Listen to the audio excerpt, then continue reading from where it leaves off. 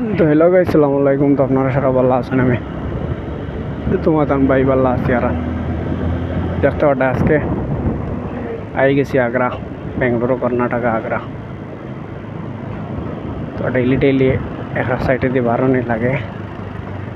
তো আজকে আগ্রা তাইলাম, দেখি আগ্রা তো এক জিনিস বুঝিলে এলাম, তো ট্রাফিক মানে এর কোনো সীমা নাই ট্রাফিকর। আর বিলম্ব রইল, আগে দিয়ে যাই গিয়া দেখি হালচাল কিতা।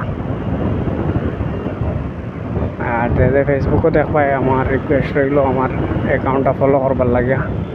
আর যে ইউটিউবও দেখবাই, সবে সাবস্ক্রাইব তো করা করবাই, সবে মনে করি করিও।